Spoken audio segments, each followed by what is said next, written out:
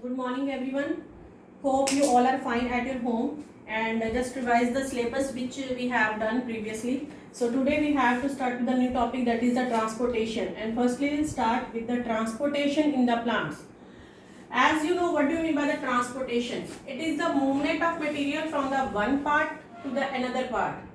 One part to another part means we can say from the region of their availability. Availability means जहाँ पे उनकी वो चीज़ मिलती है to the region of their use, और जिसको वहाँ जाके use करना है. So from the one part or the availability part to the region where it has to be used. Now importance of transportation. So what are the importance? In the transportation, food is being transported, whether in the plants or in the animals.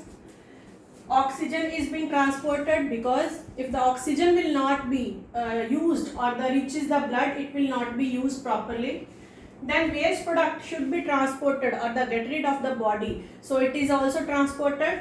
Carbon dioxide must be removed from the body because it is a byproduct, it is a waste product, like you can say. And water and minerals, it also must be transported, as our body and the plant body both, it will need the water, minerals and the food, so it must be transported. So now what are the modes of the transportation? Modes means किस तरीके से transport होता है. So in the plants and the animals, both the transportation is different modes. So in the unicellular organism, you can say, where the no so much distances they have to cover, the diffusion process. Diffusion process, earlier also I told you that it is a movement of the material from the high concentration to the low concentration, or if the materials have to be transported cell to cell, then this process it is to be used. And second, in the multicellular or the complex organism, where the materials have to cover the lot of distance, there the specific circulatory system it is used. So there are mainly two modes of the transportation system. And now we will start with the transportation in the plants. So how the plants transported the different materials? In the plants, two things have to be transported, that is the water, minerals and the food. So there are different things, there are different you can say regions by which the transportation in the plants is there. First of all, we will talk about the oxygen, carbon dioxide, which is used in the photosynthesis process, that occurs by the process of diffusion, because if oxygen has to be transported, it must be diffused. If by the stomata in the leaves, lenticles in the stems, in the previous video we have completed this thing, different parts of the plant, they will respire differently and they will transport the materials differently by the diffusion process. In the photosynthesis also, carbon dioxide has to be taken in, and the carbon dioxide has to be taken in, oxygen has to be released as a byproduct in the photosynthesis process. So all these things they can be done with the help of the diffusion process. But if the water and minerals, it must be transported in the plants, it is with the xylem, water and minerals. And food which is prepared in the leaves, it is transported with the help of the phloem. Both the xylem and the phloem, they are known as the complex tissues or vascular tissues. Vascular bundles also you can say, complex tissues you can also say. So these are the two organs, you can say, two things by which the food, water and minerals they are transported. So first of all, we talk about the xylem. Xylem is a complex tissue which transports sap. Sap means water and minerals, and it has the four types of cells. Four types of cell means, first is xylem fibers, then xylem parenchyma, number 3 tracheids, and number 4 vessels.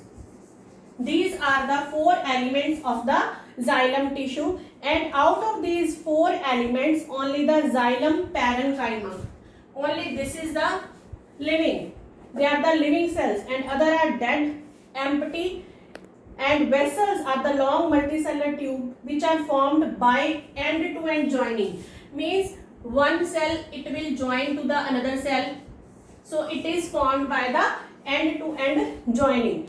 Tracheids are the elongated cells with the pointed ends. You can say like this, they are the tracheids. So out of these I told you the xylem parenchyma, they are the living cells, and vessels and tracheids, they are the trachea elements. Trachea elements means because they take part in the transport of the water and minerals. In the same way as we have done about the xylem, the phloem has also the 4 elements. Phloem, which transports the food, it also has the 4 elements. Number 1, sieve tubes. Number 2, companion cells. Number 3, phloem parenchyma. And number 4, they are the vessels, phloem fibers, you can say. Phloem fibers. So as the xylem has the 4 types of the elements, and these are also having the 4 types of the elements, only the phloem fibers are, these are dead cells. In the xylem only 1 element are the living cells, but in this only the phloem fibers are dead cells and rest are the living cells. So these are the 2 types of the tissues, you can say, by which the food, water and the minerals they are transported. Sieve tubes are the conducting channels of the phloem. Mainly the sieve tubes help in the conduction power of the food, and they are the elongated multicellular tubular channels formed by end-to-end joining. Means again, as in the xylem we say, sieve tubes, they are formed by the end-to-end joining which help in the conduction. Now if we will talk about the xylem and the phloem differences, if you want to write, you can also write. I will just tell you in the brief. In the Zoom class also we will define properly. So here are the xylem and phloem. So differences, they help in the transport of the water and minerals. They help in the transport of the food.